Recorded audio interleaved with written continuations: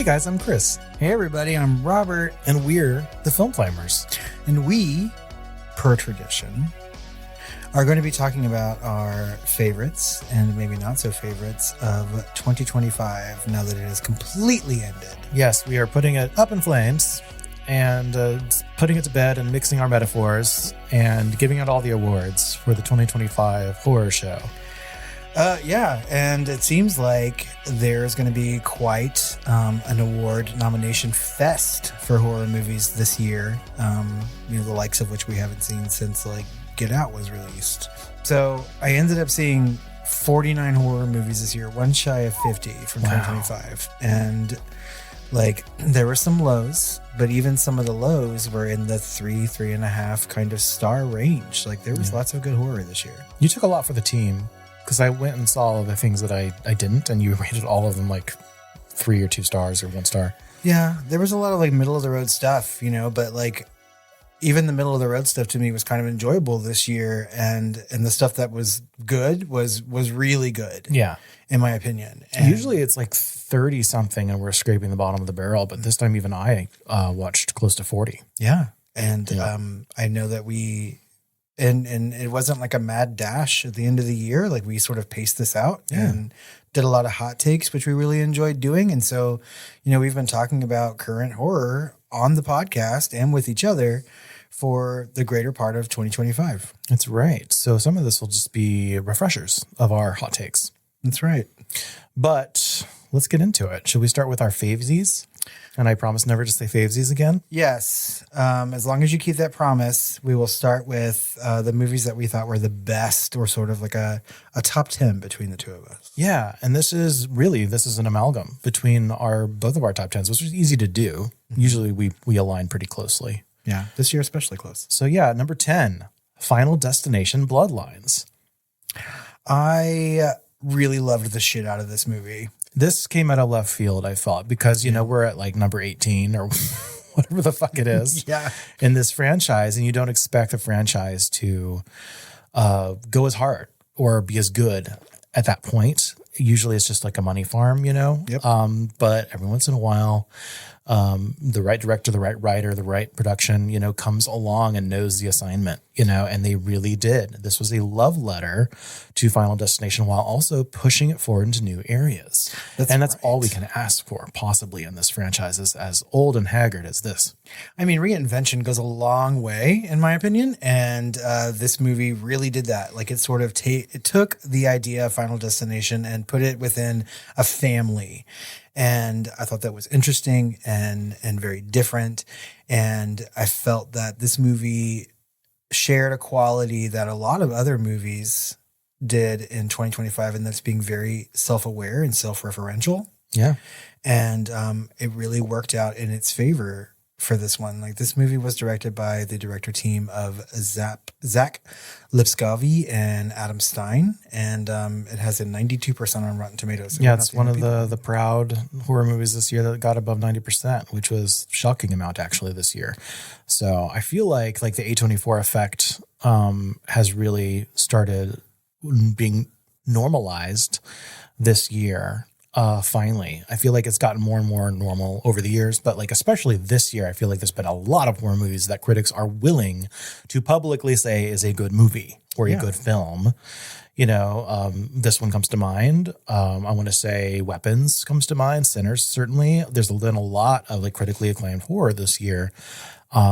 When I don't think maybe if they came out the same movie came out 5 years ago, they wouldn't have, just because of on principle, the horror ghetto that we've talked about so much. And I think that one of the reasons that this is sort of happening is because of A24, right? Putting out really good horror movies. And now Neon and XYZ and a bunch of others. That's right. So people are trying to make a really good horror movie, and one that doesn't have to be serious, because Final Destination Bloodlines is not a serious movie by any means. But I think one of the other reasons that critics are starting to finally maybe leave that horror ghetto a little bit is because these movies are making money, right? So Final Destination Bloodlines made $138 million. Right. But we're also seeing Blomkamp's universe, start to be a little bit better, because it's just the rising tide raises all boats sort of thing.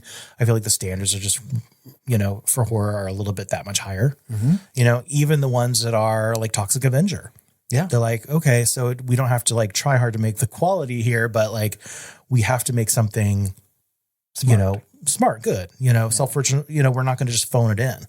Right. And a lot of horror was phoned in. I thought this movie in particular had some really good acting moments too. And it was really funny. Like it was an enjoyable ride. And I gave it 4 stars on Letterboxd. Do you remember what you rated it? I rated it a 4. Okay. And I also, if we're going to give out our fake awards, our flamies, whatever, our flamies for the year, this one would get best editing. And some of it for this one is a little less specific about this film and more about this series because it has to do a lot of heavy lifting visual storytelling wise. That's right. A character in the movie is fate, death, whatever you want to call it.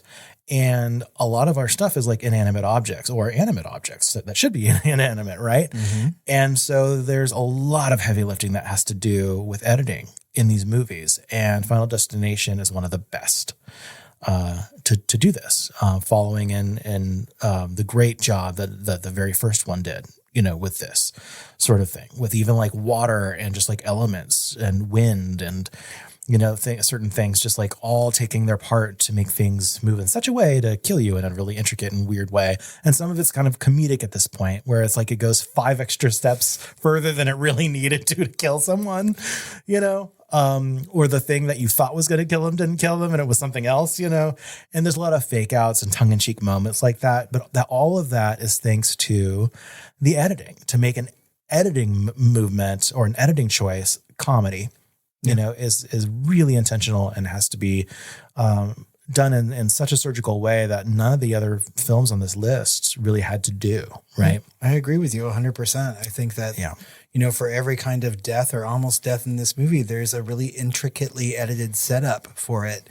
Yeah. And it works in that visual storytelling element. And it also is noticed by the characters in this movie. So it's like very, very intentional editing that is kind of like diegetic to the movie itself. Yeah. Right? So now they're going to have another one apparently. So after this kind of success, we'll see what happens with this franchise. But at the very least, we got a really good one toward the tail end of it. Right? Based on the effects and stuff, I would guess this was made for at least 40 million, right? And it says it made like 138 million. Yeah, just in the US. Worldwide, it's been close to like 700 million. Oh, wow. Yeah, it's a lot.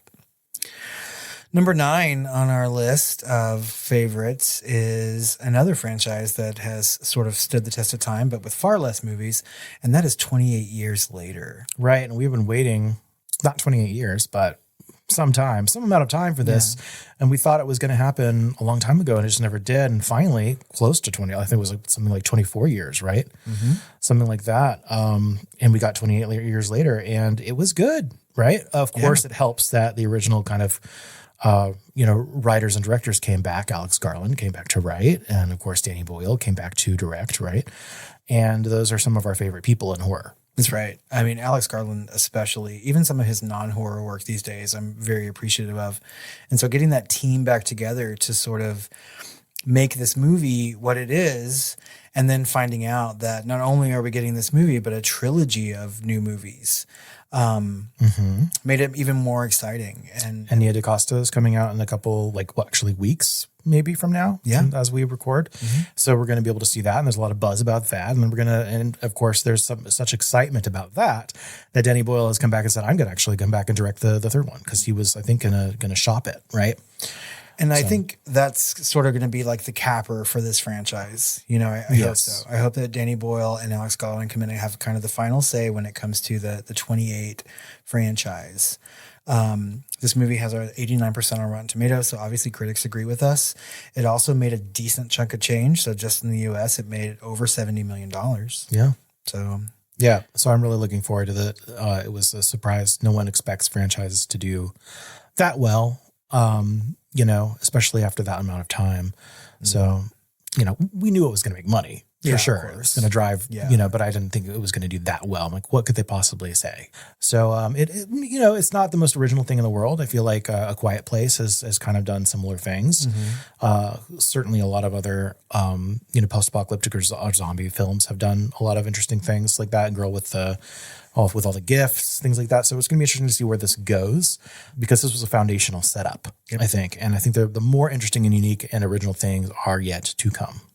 I would agree. I mean, like they didn't try to make it feel like a reboot in any kind of a way. They made it feel like a sequel. Yeah. And I think that's important. I mean, listen to that, Rennie Harlan, when you're making reboots of things, like you don't have to go and reinvent the wheel, just like, unless you go back and just do the sequel that we want. Yeah. To The Long Kiss Goodnight. I mean, please stop doing all your stuff. But do you remember what you rated this movie when we watched it? 4. I also gave it 4 stars. I thought it was a very, very enjoyable movie. Solid, yeah, super solid. Mm-hmm. And for our little flamey here, I love saying that, we're giving the Best Supporting Actor award to Ralph Fiennes. I think that he is actually deserving of an actual kind of, trophy award for his work here. I think it was really good. And unique for him. Yeah. Mm-hmm. I thought that he played an excellent role as sort of this like surrogate father figure to that kid and someone who really like cared about even the quote unquote zombies around him. I was kind of mid on the film, and then he enters and he's just electrifies everything that he's a part of. And I guess that's just him, but his character is really juicy too. Can I make up an award like right here on the spot? Sure. I feel like we should also give 28 Years Later the Best Trailer Award for 2025. Oh my God, yes. We've already mentioned that a couple of times, I think, earlier in the year. I mean, it's just something that I kept going back to watch again and again before the movie came out, and I thought that it was probably one of the best trailers I've seen in the longest time. Yeah. It was probably the best trailer I've ever seen, that first one. Yeah, it was great. Yeah. Meanwhile, number 8 on our list, Weapons. Ooh. And this is probably going to be in the top 3 for lots of lists that you're going to see. Yeah. For best horror films. And this is directed by Zach Kreger, obviously stars Amy Madigan, Julia Garner, Josh Brolin, 93% on Rotten Tomatoes, made a shit ton of money. A lot of buzz around this. Kind of surprised it wasn't distributed by A24. Yeah. Picked up. It seems a very A24-esque kind of movie, right? Yeah. It's told from a very, different kind of narrative style. And it starts out more as an A24 and then kind of ends up more popcorny, which I would have expected. Kind of A24's thing is kind of an opposite way to do that. But yeah, for our flamey for this one, hands down, obviously, we're almost obligated to give our Best Supporting Actress award to Amy Madigan. She is 100% going to get an Oscar nomination for this role in this movie. And you think so? Yeah, because she has been like picking up the nominations and actual awards like left and right for this role, which I was kind of shocked at. I thought that she was great when I watched it, and I came away. Did she win at Critics' Choice? She did not win at Critics' Choice, but she's won every other precursor that's happened so far. I think the Golden Globes have happened too, right? Or are they about to happen? Golden Globes are happening in a couple weeks. Oh, okay. So, but she's gonna get that nomination. She may or may not win, right? But I have a sneaking suspicion that she will win. She just landed a SAG Award nomination. Wow. So I think she's a shoo-in for Best Supporting Actress, or at least for normalizing that. Every year I just have to think back, to the Hereditary madness. Yep. And if this is the way they're going to right the wrong, it's a good first step, do it. But she was unrecognizable in this movie. Like I walked away from it going like, that was fucking Amy Madigan. Like what even? Yeah. I also kind of want to compare her screen time to like, Anthony Hopkins in Silence of the Lambs or something. Yeah, it's real short. It's probably got to be more than 9 minutes. Yeah, for sure. Probably more like 15 or something, but still it's pretty down there. And I think that Judi Dench still holds the record for the shortest amount of screen time, but and Julie Garner's just over there, holding movies together this year, but not really gaining notoriety herself. Poor Julia Garner. I thought she was good in this movie. She was. She's good in everything. She was good as a Silver Surfer. I mean, I didn't watch Wolfman, but all I've heard is that she was like one of the best parts the of only it. thing, yeah. Yeah, and so like good for her, and I'm glad that she's doing all this like genre work. And I thought the movie was really good. I really enjoyed it, and I feel like we walked out of that theater sort of like excited about it and excited about the popularity that it had. Yeah. Did we do the hot take on this? We did a hot take on Weapons. Okay. So yeah, if you haven't seen Weapons and you are a fan of our podcast, please just do yourself a favor and see it. For sure. I rated this 4 stars on Letterboxd. Oh, me too. 4 stars. Next up on our list, number 7 is Clown in a Cornfield. I think both of us are surprised that it ended up being this high on our list. Yeah, for sure. It was the premiere film, the tentpole film at the Overlook Film Festival. That's right. And we actually went to and, kind of met Ish, the director, and folks that were part of this and listened to the director talk about it before, live there in the theater and got to see it there before anyone else, right? It was pretty much a premiere. That's right. And it was the first time that people had been seeing this movie, kind of, The thing that made it really cool is that the movie was coming out just a couple weeks after we saw it. And the director himself, Eli Craig, was very excited that his movie was going to be on as many screens as it was going to be for a kind of small, Shudder-backed independent film. But Well, it looked great. It did not look like it was a small movie, and it didn't feel like it was a small movie. I thought it had important things to say. It's based off of the book, so that helped it get butts in seats for sure. And then a little bit of word of mouth. I don't know how much money it made. It didn't make much, probably $7 million. Yeah. I think it deserves way more than that. It does have a Rotten Tomatoes score of 74%.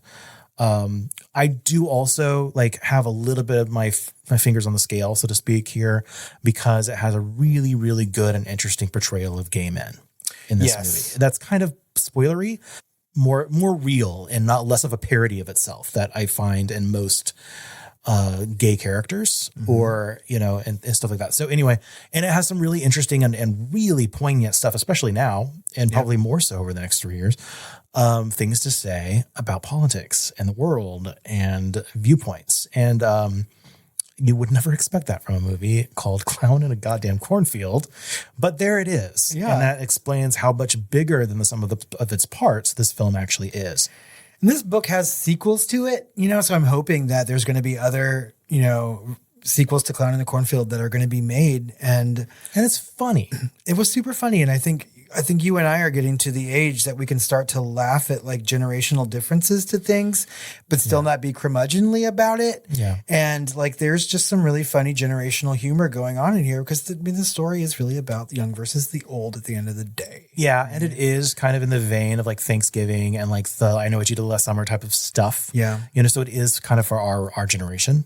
Yep. A little bit more because we sit in between the characters in that film. It's really about the boomers versus Gen Z in this film. And we as millennials and Gen X are kind of eating the popcorn and watching it all take place, and that's what Clown in a Cornfield is. And I love it. So I feel like more people need to go see this movie, guys. It's on Shudder. Right. And I think we talked about it kind of extensively on our episode where we talked about our Overlook experience. So go back and listen to that for sure if you haven't. I rated this 4.5 stars after we watched it. And I rated it a 4. Okay. I mean, these are respectable scores and obviously much higher than I thought that we were ever going to rate this movie. Yeah. And I'm surprised how much similar scores that we have. Usually you're about half higher and you are in this case, obviously. But I mean, that's generally almost always the case is you're always half a star higher than me. But it's interesting because a lot of these were actually the same score. We were the same on Final Destination Bloodlines 28 years later and Weapons. And I think as we start to move forward, we might see some more differences. Differences. But I mean, I think for a good almost half of our top 10 list for us to have the exact same score says something about the movies for sure. Right. And we're syncing up. That's right. It happens to us girls. After our 18 years of podcasting, we're finally syncing up. Yeah. Number 6 is The Monkey. And this is directed by Osbad Porkins, or in this case, Osgood Perkins, because I feel like it's his only good movie. Starring Theo James, Rotten Tomatoes score of 77%. Made some money, not as much as I would have thought, because it does seem very blockbustery, and it's based on the Stephen King story. Right. And it's Osbad Porkins. So you'd think that it would be more. I rated it a 4. I think you rated it higher. Yeah, this was a perfect score for me. It was 5 stars. Because it the first watch was just such a delight. It's so fun. It just kind of belabors its own point a little bit. You know, it's so fun. The gore is amazing, but it's almost just like not even a horror film. It's just going for the laughs the whole time in a really dark and macabre way. There's almost nothing to be afraid of, you know? Yeah. There's almost sad and funny, but nothing else. You know what I mean? And so like, that's why like I was missing a little bit more. I wanted to lean a little bit more into the horror, but I was very happy with this film. Obviously it's on our top 10 of like 50 movies. So, you know, this movie was continuously within my top 5 throughout the year. Cause you know, guys, as we watch these movies, I think it was always on my top 10. Yeah. Yeah. And, we continuously rank as we watch, right? And like The Monkey was high for both of us for a very long time, all through the year. Yep. And we had such a good time watching this in the theater. And even so much, like we were laughing so hard at some of these kills and no one else was laughing. We went to wrong audience, I guess. Okay. So if we had an award for like best kills, like I think last year we did probably. And it was for that like a serial killer like perspective. Oh yeah. God, I can't remember. There's like one or two really good kills in that. Yeah. Right. Like one where he like hooks someone in the back and like bends them over and turns them into like a pretzel. Kill. Yeah. The yoga kill. This one, every single kill is like epic. And they just really made sure that every kill is over the top to such a degree that you just will remember each one so specifically. My favorite is the girl jumping in the electrified pool. Yes, that was amazing. Because it's like it does not bow to any kind of real world physics. Nope. But because she fucking exploded. Yes. I mean, like that was so good. Honestly, y'all, I love Stephen King. I feel like everyone knows this by now. And it is a very, very rare occurrence where I will say that a adaptation of his work is better than the source material. But The Monkey is, in my opinion, better than the short story. It's an enjoyable movie. I watched it twice. Because it was not a comedy in the writing. No. And Osgood Perkins really took this material and did something really special with it. And I have been singing its praises and recommending it to people like all year long. And I think that says something. Also, I think that Theo James is ridiculously good looking and that helps. Also, I do want to talk about a few other people that keep cropping up in horror. And I guess one of his muses is the lady, the She-Hulk. Yeah. The lady that is in The Monkey as the mother. And then also she stars in Keeper. That's right. Which did not end up on anywhere near our top 10, but we both enjoyed it. What's her name? Tatiana Maslany? Yes, Maslany. Yeah. I really like her as an actress. I really, really do. And Elijah Wood. That's right. Right. And he's in Toxic Avenger and he's also in The Monkey randomly. Right. And like, these are the unsung heroes of horror, I feel like this year. And you can go ahead and throw Julia Garner into that group too. Julia Garner. There you go. They are holding the horror together. So yeah, I think it's interesting to note that, you know, Osgood Perkins made 2 movies that came out theatrically this year. Right. Yeah. He gets the X award. That's right. And he made 2 very, very different films. Yeah. You know, one is very much more Perkinsy than the other one, in my opinion. But I kind of want to say like every 6 months it was like Long Legs and it was The Monkey and then it was and it was Keeper. And I'm just like, wow, he's just like pumping them out. And he has more work coming out, you know? So, I mean, like this man is becoming a force to be reckoned with when it comes to horror. Now, he doesn't always stick the landing on all his movies. Production company, right? And he doesn't direct everything under that. Right? Oddfellows? No, he doesn't. Yeah, I mean, he does a lot of production work too. What did we just watch with Oddfellows? Something. It was The Rule of Jenny Penn. The Rule of Jenny Penn. Interesting. Okay. Yeah. Okay. Moving on to number 5, we have another Stephen King adaptation right next to each other that I'm just noticing for the first time after this list has been made. And that is The Long Walk. And we've been looking forward to this for a long time. Oh, yeah. Yeah. And this was, I loved the trailer. It was interesting, you know, not as good as 28 Years Later, but I was intrigued with Mark Hamill and some of the cast. You know, this has Cooper Hoffman, Seymour Hoffman's son, the late and great Seymour Hoffman, as well as David Johnson of the new Alien Romulus fame. He played the robot, right? The robot. And did such an amazing job. And we mentioned Alien Romulus last year and him for acting, right? And I want to say our Best Actor awards go here. And it is a tie award to Cooper Hoffman and David Johnson for Best Actors, because they just do a phenomenal job, because they're basically having to carry this whole movie on their shoulders while they're walking the whole time and just monologuing the whole time and just being absolutely riveting the entire time. Riveting is the right word for it. Yeah. Like, their performances were so good and so emotional. And I really thought that it like lent something to this movie. It's a really, really good short story. I guess kind of a novella, right? But because it's longer, but they did a really good job like adapting this to film and in ways that I thought was going to be impossible to do. They've been trying to make this movie forever. Yeah. In fact, I really want to go and look at like behind the scenes to see kind of how they did it. Because if you think about it, it's okay, they're just walking in countryside and everything else, right? Some of it has got to be on blue screen, right? Because like you flub a line, does everyone have to move back half a mile? Oh, fuck. After a monologue? Yeah. Like, how are they doing the back and forth? Are they like really like trying to blur out the backgrounds? I need to see this again so that I can really tell, like, did they have to go back? Are they on like one of those round things where they're just like, you know what I mean? Like where they're projecting like the inside the sphere or whatever. Or like they did the Mandalorian that way, I think. They called the volume. They had something in the background when you were driving a car and shit like that. Yeah. So, and they're all on treadmills, or something like that. But I'd love to see, I think most of it's on location based on what I read, but I could be wrong. I really want to go see it and how they did it, because they did it so well that you're not thinking about it. Mm-hmm. You really do believe that they're walking across the country. You're kind of sucked into this movie and all the characters, and some of the characters you get to know more than the others. But like this movie does something that is, kind of unique in a way that like when someone died in this movie, I really felt the death. Yeah, because you're with them. It's like being on, if you've ever been on a Greyhound, you kind of become a little family. Yeah.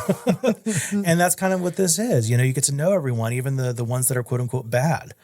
Right. It's kind of that microcosm a little bit like that we see in Stephen King so much, like with The Mist, right? There's good guys, there's bad guys, there's neutrals. Some people kind of, slide in between the two effortlessly because that's real life, and that one thing I really love about the movie from a screenplay perspective is just like them asking or answering a bunch of questions before you even ask them. What happens if someone gets sick? What happens if someone needs to go to the bathroom? Mm-hmm. What happens if someone's just like, how do they sleep? Things like that. The movie answers all those questions because it kind of has to, and it doesn't gloss over anything. Nope. And it's just so visceral in that way. And it's kind of giving me chills as I think about it. And I would say that like from an affect standpoint, I feel like we walked out of this movie like sort of depressed at the material, right? But excited about the movie that we just watched. And also just exhilarated by the performances. I think that played a large part in it. This movie's got an 88% on Rotten Tomatoes, which is good. It's high. Mm-hmm. And it made $35 million in the box office slowly. Mm-hmm. Like it had a good word of mouth, and it was made for next to nothing. So this movie is quite the hit. Now, is there any buzz at all? Has there been any nominations for Cooper Hoffman and David Johnson? I think the only thing that it's gotten was sort of like an ensemble cast nomination at the American Spirit Awards. Okay.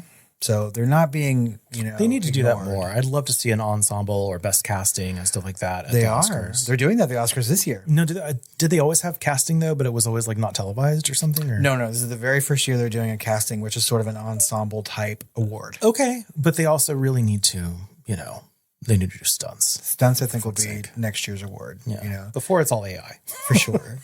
What did you rate The Long Walk when you watched it? I rated it 4 stars. I rated this 4.5. I think just because, there's a lot of reasons. A lot of it had to do with like a Stephen King boner. Yeah.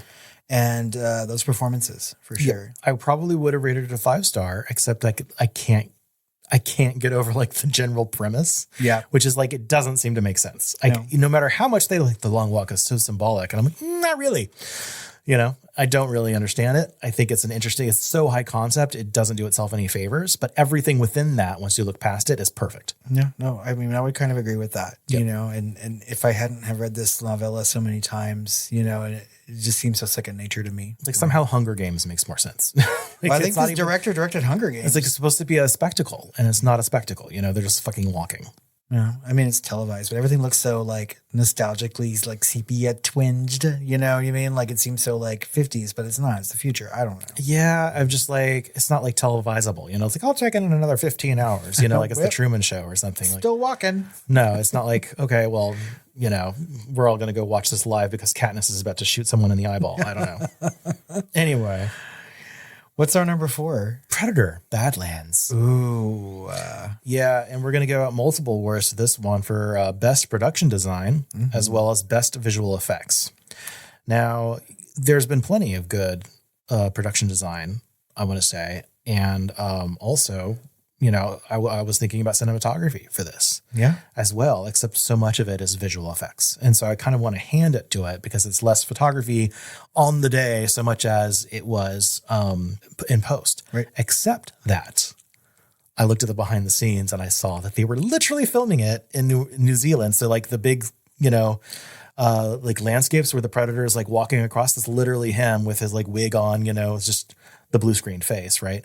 But like he's literally walking across these landscapes, and then they add like rock formations, and that's it. Oh my God! Like so they were literally photographing this stuff. So I almost want to say they're not doing themselves any favors because they make it look like it's all make believe, but it's not. Like a lot of this was just, you know, fucking Middle Earth. You know what I mean? And they sort of had to, because this is supposed to be like this uncharted, unseen, at least by moviegoers, sort of alien planet, right? Yeah. This is directed by Dan Trachtenberg, who also did Predator Prey. Prey, yes. Right? And that didn't have the Predator colon part, which is probably good. It wouldn't have done it any favors, which was criminally never released in the theaters, but I keep watching it. It's one of my favorites to rewatch because it like scratches so many itches for me personally. I really love like the period piece of it. I love epics. Epics is probably, if not horror, my favorite genre. And also it combines just like the, you know, the up and comer, like the Luke Skywalker figure, you know, the underdog, right? You know, proving themselves, and it's like a journey, and like, I don't know, coming of age. It's so many things, right? And all of that gives it so much meaning before it becomes a monster movie, right? And this, you know, he somehow did that. And I was like, is this a flash in the pan? The trailers are making this look like it's just pure action. But Predator Badlands, it's not Prey, right? No. It doesn't have the same story. It's completely different, except that it's not, because there's so much more heart than you'd expect. You start this and I'm like, oh my God, I'm looking at this Muppety monster thing and I'm supposed to care about his family life. By the end, I'm like balls fucking deep in his family life. Just to look at my attitude going into this film, starting to watch it being like, oh God, you know, and then like begrudgingly eating my popcorn to the end, just like stuffing the popcorn into my mouth and going, more, give me more. I was so shocked by how much I loved this movie because I didn't really know what we were going to get, or at least I may have had an idea that it was going to be, like you said, sort of just a straightforward action-y Predator movie. Yeah. And I knew that in Dan Trachtenberg's hands, it was going to be a good action-y Predator movie. But you're right. I didn't know it was going to have so much fucking substance to it and be both an enjoyable kind of popcorn movie and something that I would walk out of feeling, like you said, had so much heart to it. And I was just like blown away by how good this fucking movie is. I really want to watch it again. Same. Like, I think out of everything on our list, like, this is one that I think that I would go back and rewatch multiple times just because it's fun. I think this is one that I would make people sit down and watch if they were to dismiss it in some kind of a way. Yeah. Right. And I don't know. I felt like Elle Fanning did a really good job. Probably the most delightful performance of the year. Yeah. And I mean, I do certainly better than her goddamn sister. I mean, I love the sisters Fanning, you know. Who doesn't? I do, you know, but if you're going to compare performances this year, I feel like Elle takes the cake. We'll talk about Dakota in a moment. That's right. Dakota, you're going to have your moment soon.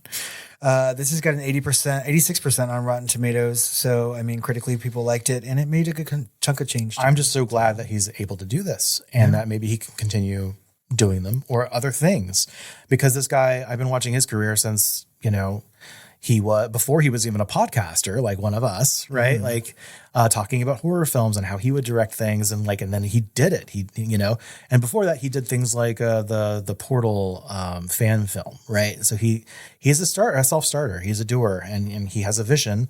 and he knows story structure, and he really just has a lot of heart. And, you know, he's like, if anyone had the mantle of like the up and coming, like the next James Cameron or something, I would say that might be him.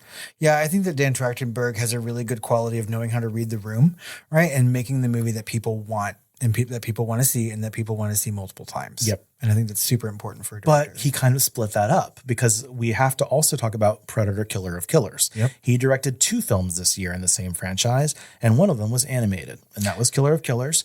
And it was on my top 10 for a long time because I liked it so much. It's just because it's animated and just not my style or in my wheelhouse as much. Yeah. It doesn't have as much staying power in my memory. Like it's not, you know, I would rewatch Badlands far more than I would watch Killer of Killers, maybe because there's so many little stories within it, right? And I can't latch on to one character over 2.5 hours, you know, or whatever it is.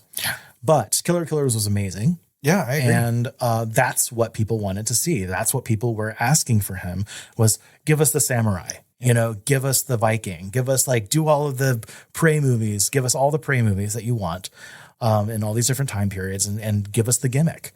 And he said, I loved that part about Prey, but that's not my takeaway. The takeaway is the story, right? And I'm telling the story and putting it in this universe. And I don't want to do that just for doing its sake, you know, just for the sake of doing a samurai versus Predator. You know what I mean? That is what his love letter to the fans was Killer of Killers. And he did it excellently. But what he wanted to do, I think, was Badlands. And so, which is kind of a Venn diagram with each other. Yeah. But obviously, to your point, you know, one goes more towards the fans and one goes much towards what he wanted to do. And yeah, he's scratching all the itches. And I think it was a good lead in to Badlands, you know, and I rated Killer of Killers really highly. And I mean, I'm super shocked at how much I liked it just because I really don't do animation, you know, as you know.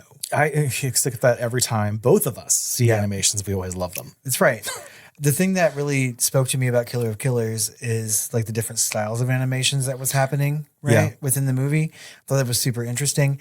And like, if you want to talk about gore in a horror film this year, like we already talked about the monkey and stuff like that, like there was a really fucking gory animated film. If anything, more gore than Predator Badlands.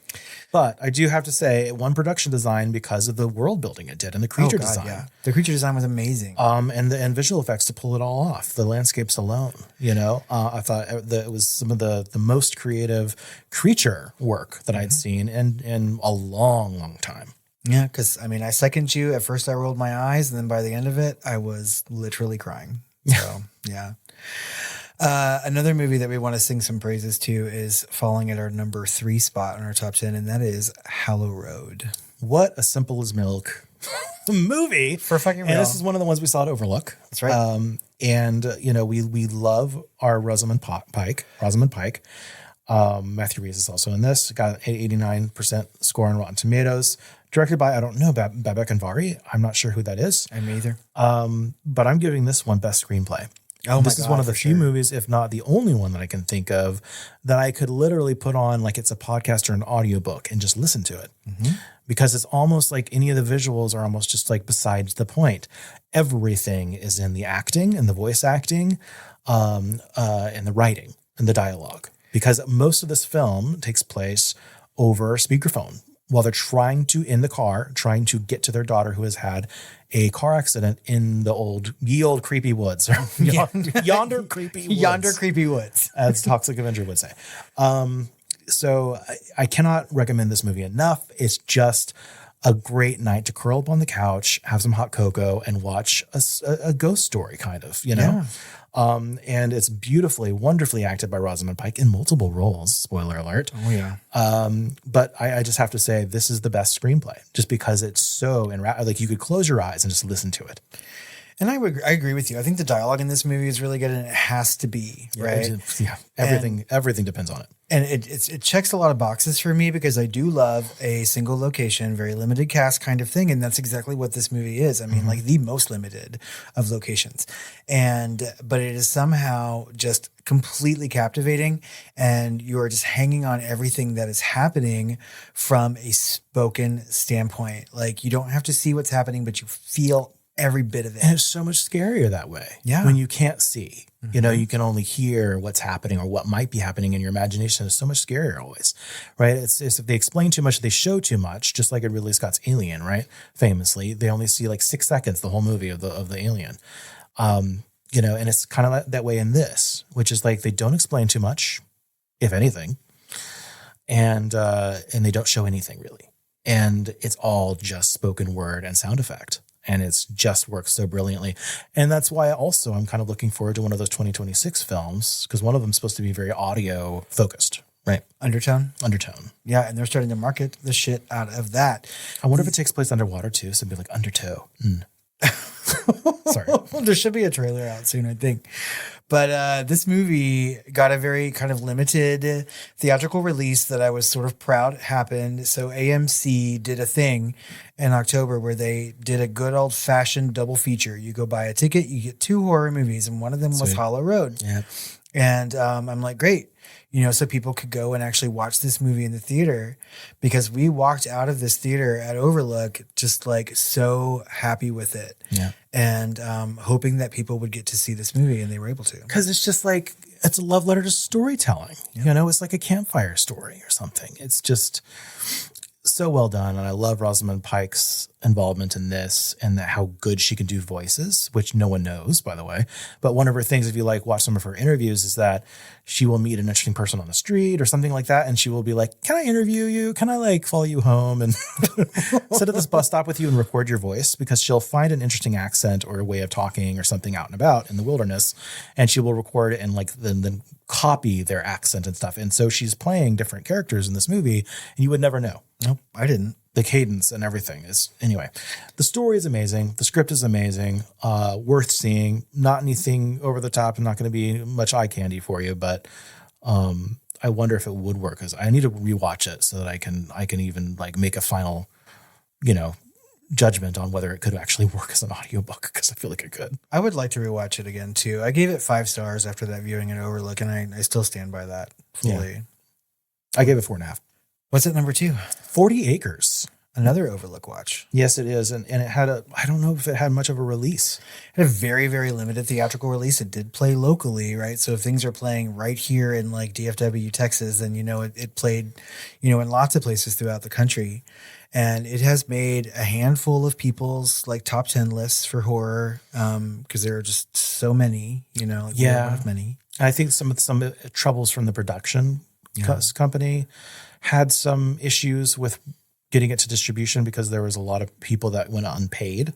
Oh, wow. Apparently on set, craft services and folks that were given IOUs.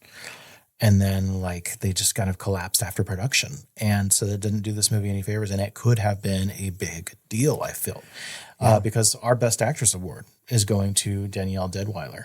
And 40 Acres, of course, is about post-apocalyptic something happens, and they own their own 40 acres and their family and or even multiple lines, you know, dealing with this 40 acres, living off the land, having their own little rules and security and society, culture in a way. And they have friends with fellow farmers that they communicate via radio, and they're all trying to keep out the cannibals that are roving.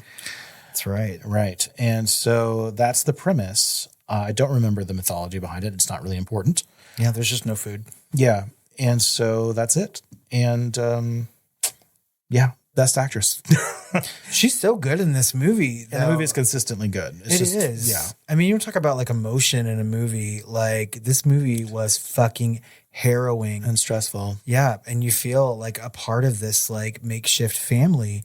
And as they're like, you know, becoming under siege, and they're trying to like protect each other and save each other. Like there's lots of twists and turns and moments in this movie that you wouldn't see coming. Yeah. I think that adds to a lot of the suspense, because like you can walk out of this movie and you really question as to whether or not it's horror, you know, like this is one that you could say is maybe adjacent. I would call it straight up horror. There's me too. It's still, they're dealing with cannibals. There's enough stuff going on. You know, adult horror, things like that. Danielle Deadwyler is playing the matron, kind of the head of the farmhouse, the farm. Super tough as nails, kind of matron has to be. too. Yeah. And I don't know. I don't want to give too much of this movie away, because I feel like for this movie and for Hallow Road, I think they're going to start to find their audience when things get to streaming. Yeah. And I think people are going to see this and kind of latch onto it. I'm glad that it has like an 89% on Rotten Tomatoes and that like critics like it and that people will eventually get to see this movie. Cause I gave it 5 stars after we watched it again. Just another perfect film for me. So Yeah. What's our number 1? Our number 1 movie is probably going to be quite a surprise to all of our So listeners. shocking. I know, because like literally I don't think that anybody else has had this on their top 10 at all. What do you think, listeners? Listeners. Listeners. That's right. It's Ryan Coogler's Sinners. Shocked. Shocked and just dismayed that we would have this Bewildered. number 1. But my God, once in a generation, a Sinners is born. Okay. And like we went to go see this movie opening weekend, right? Maybe even opening day. Mm-hmm. And it's been a long time, I feel, that Chris and I and sort of everyone that we know is sort of like blown away by just like a movie, you know, not even just a horror movie, but a movie in general. And I think that is exactly what Sinners is. It is just like to me, one of like the all-time best movies probably ever made. Oh, wow. Yeah. I really, really fucking love Sinners so much. Yeah, I don't know if I go that far, but it's definitely, you know, and I have to mention Jack O'Connell before we give all the awards to other people. But Jack O'Connell also is one of our people holding horror together because he is one of the Teletubby warriors 28 years later. That's right. And he will make a huge appearance in the next 28 years that are coming out in a couple of weeks. But he was the main baddie in this, is the immortal vampire Irishman. He's a villain, but not like, I don't know how they kind of do that in this movie, where it's just like people have their predicaments, people and things have their predicaments, and that's the line they follow, you know? And it's just kind of interesting. It almost cheats on its own mythology by the end of it, you know, which is why I almost didn't give it a perfect rating, but I did anyway, because I felt like it was so important. Yeah. As part of Scans, my rating app that it's listed in all the show notes that you can use to help us have consistent ratings. I have a little like cheat at the very bottom that's like, is this important? Right. And I said, yes, this is such a good cultural moment in this with music. Yep. Right. And then there's also a really great thing to say about appropriation. Yep. And social, like societal integration, right? Generational integration, losing your identity, to become part of something else. Even if you were fleeing from somewhere else, right? You have to lose something in order to become something else, you know? And as good as that can be to survive, it can also be a tragedy, right? You lose something of your own identity and culture when you give it up, for better or worse, maybe for some good reason, for something else, right? And it's talking about multiple perspectives at this time. Irish people, certainly before that, were not considered white, you know, and certainly the black people in this time weren't considered white and still aren't, which, you know, why would you want to? But that's the whole point, right? Is like they were all considered other and like scum and like not full members of society and blah, blah, blah, blah. And what is the culture of integration? What do you have to give up to fit in and exist and succeed? And it has kind of something to say about all of that. And it's through music and like integration, appropriation through the metaphor of vampirism, which had never really been done as far as I know. I love a good fucking metaphor, you know, and sometimes like when you get down to the A24 of it all, it will beat you about the ear, nose, and throat with the fucking metaphor, you know, but this was really good and very careful with the metaphor that it was creating. Relic. This house has dementia. So, I mean, like it's there, it's omnipresent, but Sinners does it so well. And it does it within this like really cultural moment, like you said. Like literally everybody in this movie is other, you know, and I think that's super important. I also love a good musical, right? And I think that at its core, this movie is a musical. And I think that I think it's also kind of an epic, not even kind of, I think it is, you know, and I think that it was just so well made. I think it looks amazing. And I feel like so many people, you know, kind of flocked to this movie and really made it special in a moment in 2025. So, I mean, this came out early in 2025. Yeah. And it is right now, like continuously like number 1, number 2, number 3 on people's list, mostly number 1. I feel like it's about to get just a gobbledygillion Academy Award nominations, and deservedly so. And I feel like when people start talking about like sort of the best of horror created, I really feel like Sinners is going to be in that list just like forever. Yeah. So it's also like a moment. It has importance from so many angles, multifaceted. You know, I think the word I was looking for, you could say acculturation, and you could also say assimilation. Right? Yes, I think that's what it is. And so it's just like all these different things, and it's just done so well, and it almost effortlessly handles all these themes and makes you think about these things without actually talking about them and through any kind of exposition, which I love. For that reason, we are our Flamies.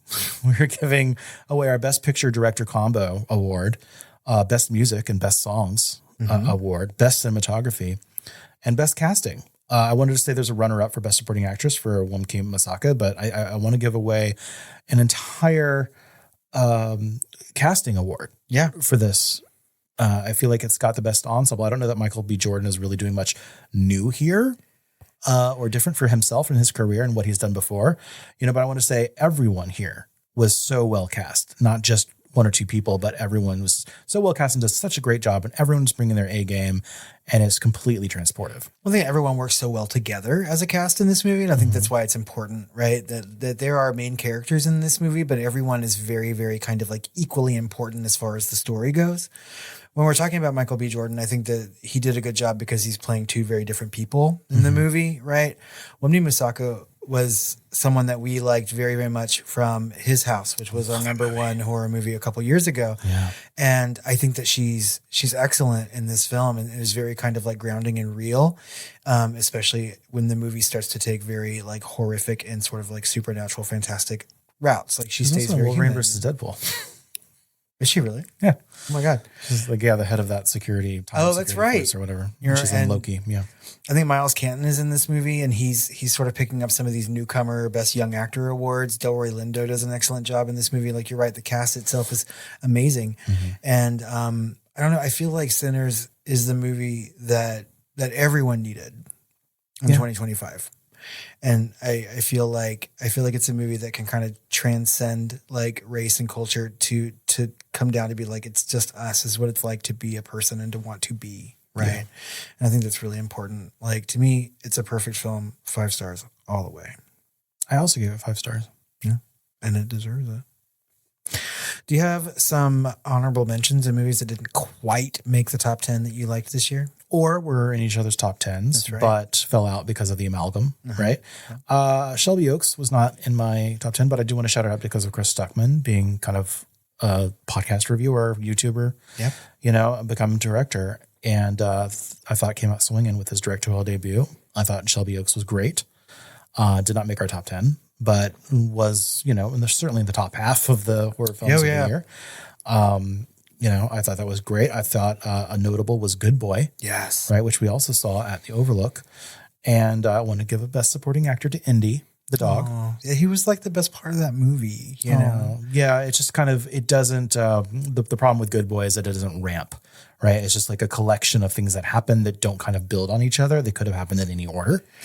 And that's my problem structurally with the story, but it does a really good job with the concept. Yeah, it's a great concept for a movie, and one that you'd think would have been made by now. But, we saw that at the Overlook, and we kind of walked out of it thinking it was good, and we liked the dog, Yeah. And a lot of people have really latched onto this movie too. It was supposed to go straight to streaming, and they were like, no, we kind of have like a diamond here. Let's put it in the theater. And they did. It had a good theatrical run. And people got to see this movie that probably otherwise would have missed it. So, yeah. That's the thing about Overlook this year, man. The movies were either like great or piss poor. Very little in between, right? I got the Rule of Jenny Penn. Yeah. Also with Jeffrey Rush and John Lithgow, and I thought this was an amazing film, especially if you were like into the Relic or like geriatric horror, Bubba Hotep for anyone. Oh my God. Of course, that's a little comedic, but Rule of Jenny Penn like really, really like hurt my soul a little bit. I still have yet to see the one with Hallow Road actress. where she plays like, I don't know if there's like a straight up horror movie. It's kind of a thriller movie where she plays like people like just preying upon seniors and getting all their money and putting them in homes. I haven't seen this. Oh my God. Yeah. So anyway, it just came out like 2 years ago. But anyway, hits close to home. And so I wanted to put it on there because it's worth seeing, if not for the cause. It's not super scary, but John Lithgow is very disturbing. It is. It's a super disturbing movie. And I feel like thematically, I thought it was disturbing. And the performances were great. Yeah. So, I mean, it's well acted. For sure. We already talked about Predator Killer of Killers. And then I wanted to say It Ends was in my top 10 for a long time. And I think it got pushed out. And I think I liked this better than anyone else in our group at Overlook. But this is a first-time director, Alexander Olom. And he's like 20. And he made this with his friends. And it's about coming of age and kind of like moving on with your life and thinking about career and life and like what it all means. And like, is it worth it? And what is your attitude about that? And how much of that can you control, right? And that's all the themes about this, but it's completely wrapped into the premise, which is, of course, they go on the wrong road and there's no end to it. And it goes on forever and time stops. And every time they stop the car, like raving, lunatic, crazy people come running towards them, like they're going to like rip them to shreds or something. Seemingly also stuck, right? Yes. And so it's like it's never explained, which is great. But the themes of it were such like thought-provoking, interesting, heartfelt, wonderful things to think about, I think, about like life and just like, the so what of it all, and how you ultimately have to decide, how your reaction to the world is. It's almost like a love letter to stoicism, but from like a teenager point of view or something. Yeah, totally. And so philosophically, like not like the stupid like straggedy version of stoicism these days, but the actual like philosopher king stoicism. You know what I mean? I liked this movie. I thought the concept was really good, and I mean, like, talk about a metaphor, but like it was so heavy, and I guess like looking back on it, like it was toward the higher end of the movies that we watched at Overlook. Like I don't think that it was a bad movie at all. It's like a microcosm of life in a way. It's almost Stephen King-y, because it's just like the people you expect to have the most longevity had the shortest, or something like that. And it's from a million different angles. I thought it was super fascinating. So this movie you can finally see, right? So Letterboxd now has a platform where you can rent movies from it. And they've been advertising it. I've seen it. And so It Ends finally found a rentable home on Letterboxd, which is I think now is on Amazon too. How the fuck do you rent on Letterboxd? I don't know, but it's a thing. So what? I mean, people should go and watch this movie for sure. Yeah. Do you have any special mentions? I do. So one of the movies that sort of remained in my top 10 and is still there on Letterboxd is Heart Eyes, which was written and directed by Josh Rubin, who we have had on our top 10s in previous years with Scare Me and Werewolves Within. Speaking of another, maybe that's the other movie where it's like a great screenplay. Yeah. Maybe that you could just listen to. Scare Me is very much like that. It is. Yeah. They're telling a really good story and they're telling it verbally. The thing that I liked about Heart Eyes so much is that it really straddled genre so well for me. Like, this movie was a romantic comedy and it was a slasher horror movie, and it did both things so well. Really, really well. Talk about like self-referential. I think this movie was very self-aware. It knew what it was doing. And the thing is that made it so polarizing for people. Like, you either hated this movie or you liked it. Well, I think it just needed more shock moments throughout. Like Monkey succeeds where this one fails in a way, just because it has those staccato kills that are so fucking shocking and amazing throughout it. And Hard Eyes had almost really amazing comedic beats that were just so funny. And then it would kind of have a dearth for about 15 minutes and you'd be like waiting for the next beat. And that was the issue with that film. I would watch and recommend Hard Eyes. It was very high on my list throughout the entire year. I'm kind of surprised it didn't end up, but it must be like number 11 or 12 or 13 on our combined list. Even. Yeah, it's real high up there, and I feel like I think we liked it more than most people did. Great Valentine's movie. It is a good Valentine's movie, and something that I would like. I don't know if I would deep dive this particular movie above other Josh Rubin films, but I feel like anytime that he makes a fucking horror movie, I'm gonna watch it regardless. Another movie that I liked quite a bit that also played at Overlook that we didn't see was called Drop. Ooh, yeah. And this is the director who did like... That's the only highly rated movie of yours that you watched that I didn't. It was good. I would recommend this movie to watch. It's on Peacock of all places. And like, this is the director who did like Happy Death Day and like the Switched movie, right, that came out a couple years ago that I also liked. I think he makes really good movies, and this comes off as kind of this like really straightforward kind of Hitchcockian kind of movie. And I was surprised at how much I liked it because I thought it was going to be kind of run of the mill, but it really did seem like that. Keeps you guessing throughout it. Okay. Like it's a good movie with another kind of like interesting-ish premise. But it's well acted and it's suspenseful. It kept me on the edge of my seat. And I really enjoy movies that do that. Awesome. Something else that I think was really highly critically acclaimed and is on many, many, many top 10 lists is Bring Her Back. Oh, yeah. And we were really looking forward to this because, of course, we had seen the big blockbuster that A24 had just gotten the rights to distribute at the previous Overlook, I believe, with Talk to Me. Yeah. Right. And those guys came back and decided to do Bring Her Back.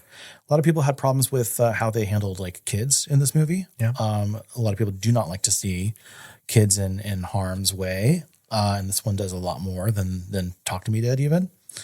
Although Talk to Me was pretty gnarly with one of the kids' injuries. Yeah. But these directors like to fake kill and fake harm children in their movies. So be careful in ways that you wish Weapons would do, because Weapons did not have the courage to do that. No, but they did really graphically kill a lot of people. They did.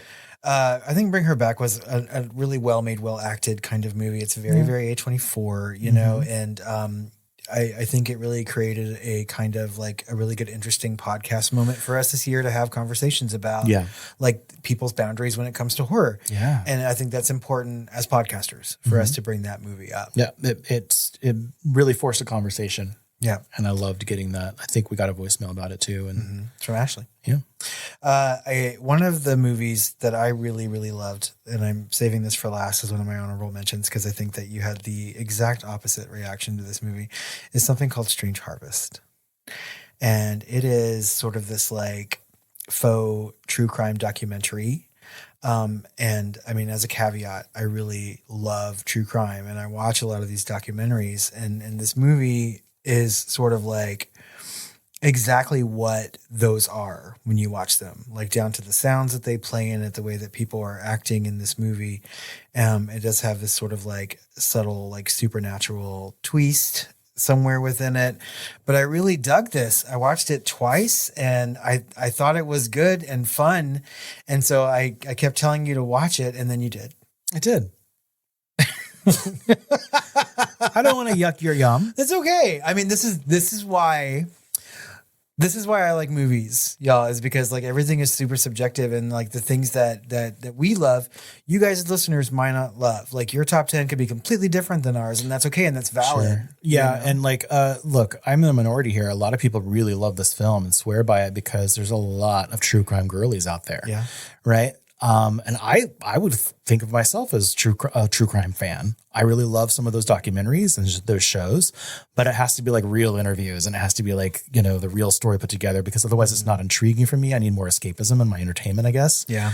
But damn, like the fake interviews when you can see, maybe it's my big ass projector, but I can see the actor's eyes moving, reading the lines. Like, and to me, there's like an acting, if it's like cinematic 24 frames per second type of thing versus like the beginning of Shelby Oaks. Yeah. There's like a fake documentary happening. And I can tell when an actor is fake being interviewed versus like acting filmically, you know, whatever. I don't know what it is. I have like a thing in my brain that just breaks when that happens, and I hate it. It pulls me out of it. And all of the interviews, like, and some of them were written horribly, like, that was a dope bitch. Like, is one of the lines in that. And then, like, it also just feels like it was filmed on like a high-end phone. I feel like some of the shit that they say in there could have been like caught by an editor or an actor or a writer or a director. Like, he wasn't making any sound because they cut out his tongue. And I'm like, that's not how volume works. Like shit like that, and it just, I don't know. It didn't feel scary to me. It didn't feel interesting. I was bored. And like, if it's not real true crime, I guess it's like, I'm not into it. And then like, it didn't escalate for me. The stuff at the end, I was just like, what the fuck am I watching? So there was, yeah. And so I was like, just the exact opposite. Yeah, you got sucked in. Like, if you don't lock in to this, you were going to hate it. And I was scared. And it turns out most people can lock in. But I don't know that people that aren't like into real true crime are going to watch this. No, probably because like we look at that like 90% or whatever it is on Rotten Tomatoes, and it's like made from 30 reviews, right? So it's not a huge amount of people that have made that score, just enough to make that consensus on Rotten Tomatoes. But the people that are talking about it on Reddit are really in love with it, and they're all the true crime girlies. And this movie got a theatrical release, but it was released the same weekend as Weapons. Oh, God. So it didn't stand a fucking theatrical chance, really. And so I think that's part of the reason why I watched it, because I kept seeing all these good things about it.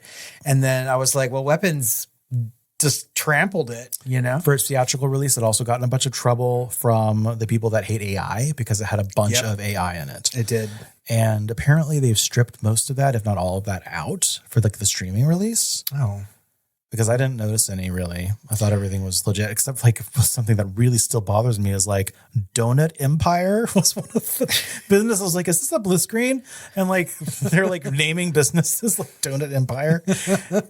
But it was a moving camera. I'm like, AI doesn't really do that yet, at least at the time of the production of this. So I'm like, not behind real actors. I don't know. Yeah. So anyway, whatever. I just thought it was funny just because like, I love examples of subjectivity when it comes to movies, right? And I know that people can feel very, very strongly about the things that they love and the things that they hate, Sometimes you just have to have a conversation about it, period. I think this movie is unique. I think this movie is unique in a way that, like, if you don't lock in, if you are not sucked into the story, then you're going to see all of the men behind the curtain. You know what I mean? That's right. And that was it. I was seeing the faux wizard, not the real wizard from, you know what I mean? Mm-hmm. It's like, so. I feel like, guys. But you also have a talent for being able to disappear yourself into movies. Oh, I do. I will suspend my disbelief like that. Yeah. And I don't question the reality of fiction ever. Like if people around me are always saying like, well, that wouldn't happen in real life. And I'm like, well, it's not real life. I mean, like I can very easily just get lost in everything that I watch. Yeah. Versus me, it's like, I don't like that lens flare. And so like, like it's, and I don't know, maybe it's just an innate talent, or maybe it's just because I really do enjoy the escapism of film, or whatever, but I don't know. Anyway, those are our honorable mentions, but we're going to do something a little different this year on Up in the Flames, and we're going to spend a little bit of time talking about what would be considered the bottom 10 of our list, just because between Chris and myself, we watched so many horror movies this year. Yeah, we're doing the bottom 10. We did have our special mentions, which we did. We brought like 7 or 8 special mentions to the table, so you got a little bit of idea what was kind of in the middle. But like I said, we're going to be talking about like maybe 15 films out of 50. Yep. Right. And so this is the bottom 25 films out of like 50. And so this is the bottom 10 of that. And I want to say just quickly, because I don't want to spend too much time yucking people's yums or Vicious was one of those. This is the Dakota Fanning one. Yep. And this is really disappointing for me because Brian Bertino has been one of the most reliable directors of things that are actually scary for me, which is rare. Agreed. It's hard to scare me. And I really like to be scared. God damn it. And so I'm really having to rely on whoever that actor or that director is that did Terrified and then like where When Evil Lurks. Yes. And whoever that is. And this guy, Brian Bertino, did The Strangers. Mm-hmm. And then he also did The Dark and the Wicked. Yep. Both of those movies scared the shit out of me. Same. And when I watched Vicious, I was like, okay, it hasn't gotten the best reviews, but it's got a great director. It's got a good premise. It's got Dakota Fanning, 44% on Rotten Tomatoes, whatever. Fuck the reviewers. Yep. Watched it. Fucked it. Fuck. God damn it. I mean, it's just not a bad movie, you know? I mean, like it's fine. You know, I feel like I think my expectations for the director was really high, you know, and it was kind of different than the other movies that he's made. Yeah, it was just, he tried to do a little bit more daylightish horror, or like more, I don't know, but it's like less slow and foreboding. And the things that were supposed to be scary were more like jumpy scary, like the dead sister on the counter or something. And I'm like, he's framing it more as hallucination anyway. Like, it's not scary if you're framing it like, the guy knows better. That's like the worst thing about this movie. And that's about as much time as I want to spend on it, because it's not horrible. It's just compared to the other things that he's done, it's just like night and day. Keep in mind, you know, we're working our way right now down to like some of our least favorites. So Vicious is at like the high end of our least favorites. Because, it's still in the 3-star range. Yeah, it's well within the 3-star range. Yeah. Speaking of within the 3-star range is our next one of our least favorite movies, and that's The True Beauty of Being Bitten by a Tick. You probably have never even heard of this. Yeah. Overlook. Don't watch it. Don't. Whatever. It's really not worth it, guys. They're trying to say something about Marriage. and assimilation, and like it's like me. It's okay. And it's no. fine. Visually, it was kind of cool, but I guess like, I don't even really remember think it. like the sounds in it were really neat, you know, but that was about it. Yeah. Next up, we've got Boner Lake. This is about another Airbnb horror type of situation.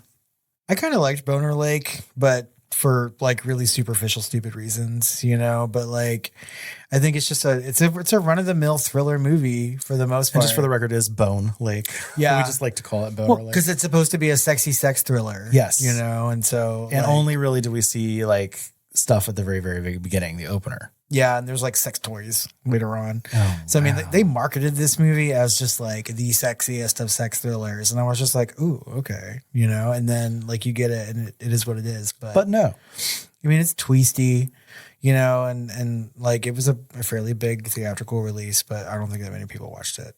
So, yeah, and hopefully they didn't. Yeah, because I did not enjoy it very much. After that, we had The Black Phone 2. Oh, Jesus. Which is, I mean, like the original Black Phone was something that really surprised Chris and myself after we watched it at Overlook, because we had dismissed this movie based on the trailer. And then we watched the movie and we were like, okay, and the studio. Yeah, and the studio, because Blumhouse is just not killing it, you know? And, but, you know, Black Phone 2 came out and the trailer was released and I was just like, I don't think I want to see this. Yeah, you know? Even though I loved Black Phone and the whole story behind it of us like underrating it before we saw it and judging the book by its cover, this trailer was bad. Yeah. Didn't look interesting. Nope. We also knew that the writer, which happens to be, you know, Stephen King's son, Joe Hill. Yep. Right. And did not have anything to do with it. Because he didn't write a sequel story, you know, they sort of like took his IP and they were like, well, we're going to make a sequel because the Black Phone did the was Blumhouse. popular. It just got into the Blumhouse machine. Yeah. You know, like Megan 2. Which I did not watch this year, you know, because I heard it was horrible and it looked bad. I feel like Blumhouse has got to be in trouble at this point. They have to stop making movies based on how much money they think it's going to make. It just goes into the fucking machine of Blumhouse. And like the thing is that Black Phone 2 had what could be some interesting like plot moments. It's very A Nightmare on Elm Street 3 Dream Warriors, you know, and these are things that you think that I would appreciate, but it was boring. Yeah. So, yeah. Well, Barb. You're boring, Barb. You're boring. Next up, Frankenstein. We are definitely in a minority here. Oh my God, if anything. Because we have been just shitting on Guillermo ever since he made that fish movie. But everyone liked that movie too. And he won Best Picture. I did. And then his next one, right? The Circus Freak one or whatever it was. Yeah, I forgot.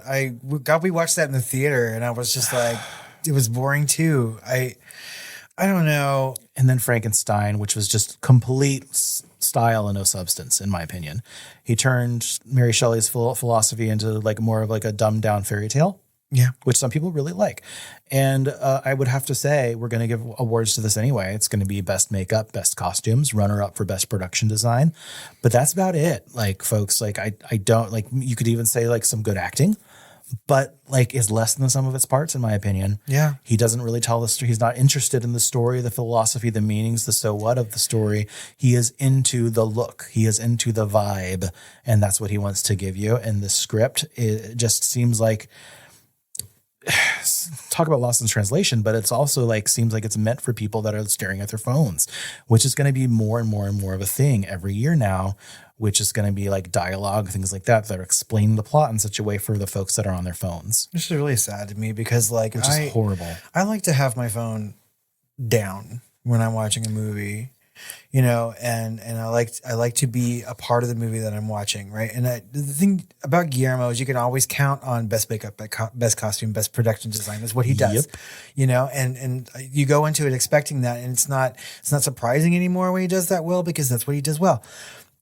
We as the Film Flamers have spent a lot of time talking about Frankenstein this year because we did a whole month of it, and like it's just out of every version of Frankenstein that I've seen, like this is like the worst to me. In a way, yeah. I want to say I was talking about it today earlier, and I was just like, actually, it might be, other than the very, very original Frankenstein, it might be the most. I might have felt the most empathy for the Frankenstein's monster. Yeah, in this adaptation, probably the least for Robert De Niro's, right? But it's also probably my least favorite version of Victor Frankenstein. Yeah, they really do something with Victor Frankenstein in this. I think that this version of Frankenstein is for the people who've never read it and never will. You know what I mean? Like, yeah, they do, like Guillermo. Yeah, they do have parts of the novel in there. I mean, he's telling the story of the novel a little bit. Like, I just like, okay, you know, and let me tell my tale. I'm like, okay, everyone sit down and tell your tale to this random ship captain. What the fuck is happening in this movie? He was the only person enraptured by the story. I mean, as far as like, I don't know, the dialogue was terrible. I do love seeing Mia Goth. I think that Jacob Elordi has, you know, a nice body. Sure. But like, my God, I never, ever want to watch this movie again. But unfortunately, y'all, it's going to be nominated for a slew of Academy Awards too. Okay, I'm going to say it. Like, I think I've really thought about this because the people really swear by it, and they swore by his other films as well. And what he makes, if you like look at it from 1,000-foot view, like his other haunted house one with his last muse, who played Alice in Wonderland or whatever, Mia Wachowski. Yeah, Mia Wachowski was in that like Red House or Scarlet Fortress or what you called it. I forget what it's called. Crimson Peak. Crimson Peak. Red Point. I don't know. Yeah, I mean, exactly. Yeah, Crimson Peak. They're all like in that, and the fish one, like Pan's Labyrinth, actually, like they're all fairy tales. Basically, everything that he's done is some sort of fairy tale. Yeah. And I don't walk into that format. I like it when it's good to me. Like, you know, I loved like the epic period piece of Pan's Labyrinth, and I love the monster stuff to it. The fact that it's a fairy tale is kind of a gift with purchase, I guess. But some people really lock into that, like my sister. She loves Crimson Peak. She loved Lady in the Water, which is actually not by Guillermo del Toro, but by, you know, Mr. M. Night Shyamalan. A lot of people shit on that film, but a lot of people swear by it. And it's that thing that I think a lot of the popular crowd really loves, is that fairy tale thing. It's nostalgic for them, and you know, more power to them. Yeah, of course. I mean, like, and if that's something that he really does, and he scratches that itch like no one else, he's going to win Oscars for it because people are hungry for it. I'm not personally, and that's the subjective part of this. And that I agree with you 100%. He made Frankenstein into a fucking fairy tale, and this is why we are friends and co-podcasters for quite some time. Because I mean, like, I will agree with you on that 100%. Like, I like him as a technical director. I don't like his stories. I just don't, you know, and I appreciate a fairy tale when it's a cautionary tale, you know what I mean? But like Pan's Labyrinth. Yeah. You know, I think that's one of his better movies, you know? Yeah. So, but Frankenstein, it's a thing and people love it. And I swear to God, though, if it gets more Oscar nominations than Sinners, I will riot. I will burn something to the ground. So, yeah. Next up on our least favorite list is a movie we watched at Overlook called Rosario that got a theatrical release that I'm sure that many people did not see. But it's sort of like a demonic possession kind of movie. Yeah, I don't really remember much about it besides there was like subliminal spaces or hidden spaces in the apartment in New York, and like she's guarding over her grandma's body or whatever, and then she has to come to terms with that relationship by the end of it. It's almost like reminds me of like that Jewish movie, The Death Watch or something like that. Night Watch, something like that. But that was better. It was better. I think we've seen this storyline before, and I think we've seen it done better. The most thing that I remember about this movie is that the lights came on right in the middle of it. We were watching it. We were told to exit the theater for some reason. Oh, an alarm went off. And then they were like, just kidding, come back. But they never stopped the movie. So we missed part of it. And maybe that has something to do with it. We were taken out of the movie. But I thought I could have swore they reminded it for us. I don't think so. Maybe I'd already checked out. I think I wasn't liking it even before the alarm came on. And I was like, good, we can leave. That wasn't one of the films they were playing off of some random laptop in the back. No, that was the first year. At least they've been upgraded since then, right? But yeah. Next up is a movie called Cloud, which was by Kiyoshi Kurosawa. He did Pulse, Cure. 93% on Rotten Tomatoes. Somehow. Ooh. Hated this movie. Yeah, I didn't. I liked it a little bit more. I didn't really remember. 2 and 2.5 stars, like for us. Don't really like characters. Fine. Premise, I forget. Like the guy was gambling online and trying to sell the stuff like illegal goods and then sell them back to people or fake things. Yeah. And it was like something about like getting embroiled in all of that. And there was a lot of murders going on, but it's not fucking horror. It's not. But they framed it as horror at the festival, and so that's why it's on our list.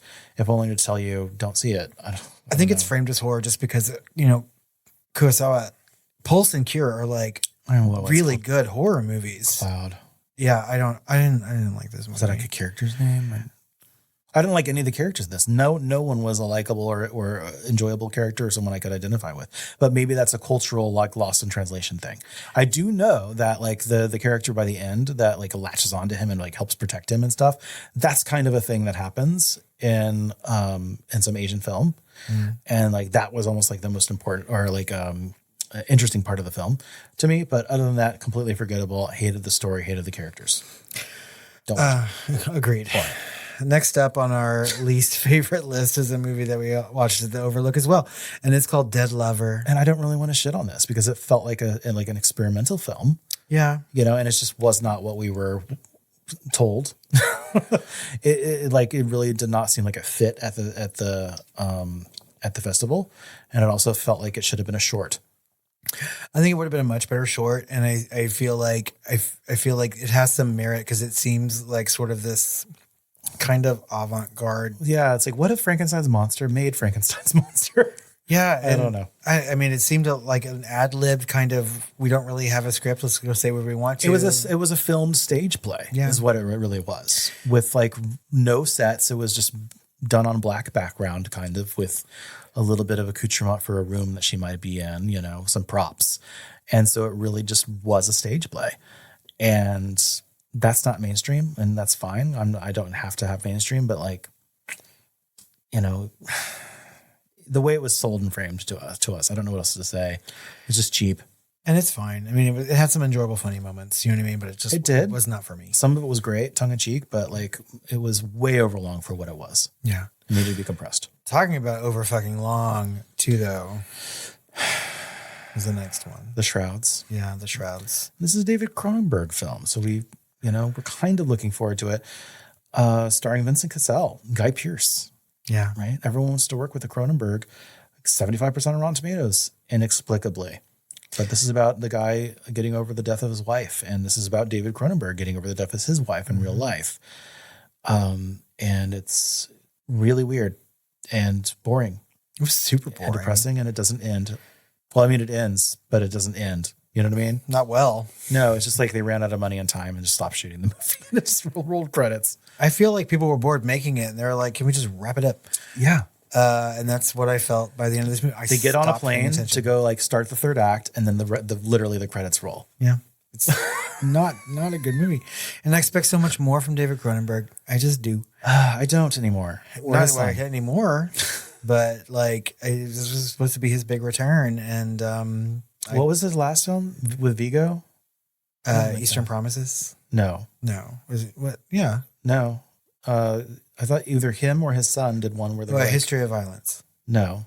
Where he's like in chairs, and they all have like mutants at that point, and like Vigo has like weird organs, and they have to like cut the organs out of him. Yeah, what the fuck was? I liked that movie a little bit too, but it wasn't his best work. Was it him, or was it his son? No, it wasn't his son. It was him. I didn't like that movie either. I thought it was boring. No, you didn't. Yeah, it was. I mean, it was there.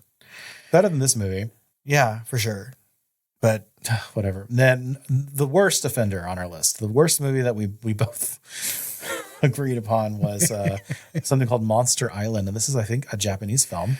Yeah, I think it's a Japanese/American film. So I think it's Japanese-British. I think that's because they had an American soldier in this. So basically it's a Japanese soldier and an American soldier that are trapped on this island to have, maybe during World War II, I guess. Okay. And they have crashed on the island during this time. And then they have to kind of like sync up because there's a monster. Yeah, they have to survive. Yeah, they have to survive. But the American soldier is actually British. But because it's made for Japanese audience, like they don't know, I guess, the accent.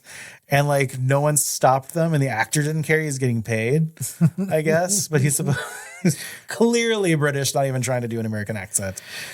And that took me out of it. Like it was also kind of like Black Lagoon monster. Like the monster looked bad. But like that level of like, hey, it's the 1950s and we're gonna like rummage at the bottom of this like plastic bin to get our costume for the monster.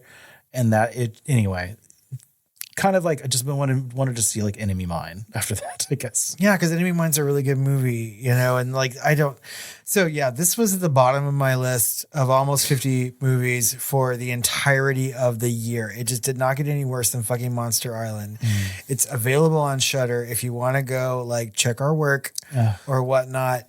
But it's got a 63% on Rotten Tomatoes, which is by far the lowest Rotten Tomatoes score of any of the movies that we've talked about on this list so far. Wow. So we're not in the minority here. But again, subjectivity. 63 is still really high. That's still fresh, apparently. Yeah. I mean, there are lower rated movies by Rotten Tomatoes for sure. But I don't know. I think things are getting like whatever. I saw one of these movies that we rated low. There was like AI posts about it as part of like the marketing push, which was like, this is the best movie, maybe the best horror movie, maybe the best movie period that I've seen in decades. And people just like overselling things like crazy. And this is the bot post. We are living in the time where people can either review bomb or raise up the rating based on this. I mean, so many people. We stopped even wanting to be like Rotten Tomatoes viewers. Yeah, I don't know. It makes a difference at this point. You know what I mean? Like we have our own platform. Letterboxd almost matters more at this point. I agree because it's a real thing, but people do the same thing on Letterboxd. I think the thing is like we have this podcast, and we've done it for many years, and we always know that at the end of a year we're going to have an Up in Flames, and we're going to talk about the things that matter to us, right?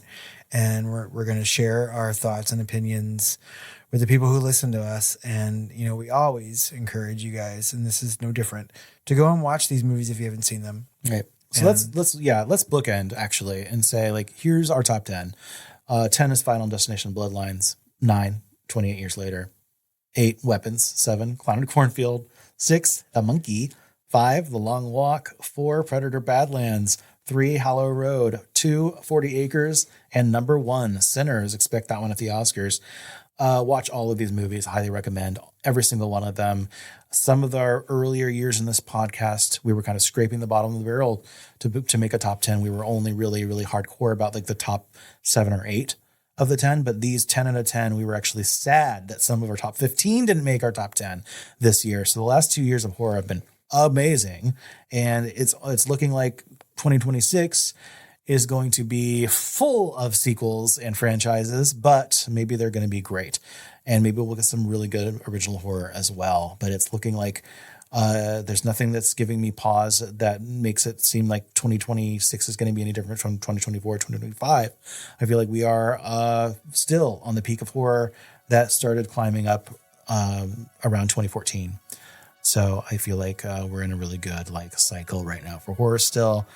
And we should celebrate it by watching all of these movies again and again and recommending them and making sure that they are nominated at places like the Oscars. That's right. The more you watch horror movies and talk about them online, the more that people are going to make them.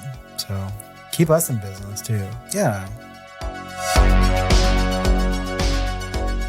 Well, I think that wraps up this year's Up in Flames. I think we've had a lot to say about a really good year in horror. But as always, we want to know what you think about 2025 and our top 10. And what were some of your favorites and not so favorites? You can find us on social media at The Film Flamers on Facebook, on Instagram, on Blue Sky, on Threads, all the places. You can email us at tiredqueens@filmflamers.com or call our hotline at 972-666-7733 and let your voice be heard. Let us know in your own words, in your own voice, exactly what you thought of all these movies or your favorites from 2025 or your least favorites.